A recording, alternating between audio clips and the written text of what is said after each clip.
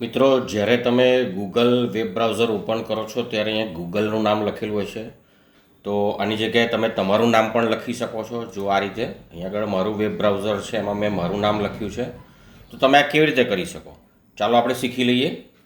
આ માટે સૌથી પહેલાં હું ગૂગલ વેબ બ્રાઉઝર ઓપન કરીશ અને ગૂગલ વેબ બ્રાઉઝરમાં લખીશ હું માય ડૂડલ.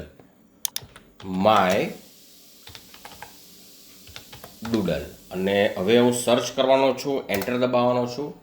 એટલે ક્રોમ વેબ સ્ટોરની અંદર માય ડૂડલ જે એક્સટેન્શન છે આપણને મળશે. તમે ક્રોમ વેબ સ્ટોર પર જઈને પણ આ માય ડૂડલ એક્સટેન્શન લઈ શકો છો.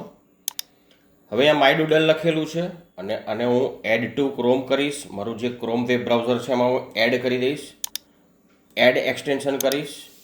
હવે મારું જે વેબ બ્રાઉઝર છે એમાં આ એક્સટેન્શન એડ થઈ ગયો છે. હવે મારે આને એક્ટિવેટ કેવી રીતે કરવાનું, ચાલો હું અહીંથી પ્લસ કરીને હું મારું વેબ બ્રાઉઝર ઓપન કરું છું. હવે અહીંયા આગળ જે આ એક્સટેન્શનનું નિશાન છે એની પર હું ક્લિક કરીશ, આ માય ડૂડલ પર ક્લિક કરીશ. એટલે અહીંયા આગળ હું આ માય ડૂડલ લખ્યું છે એની પર ક્લિક કરીશ. એટલે હવે હું નામ બદલી શકું છું અને હું લખી દઉં છું મારું નામ.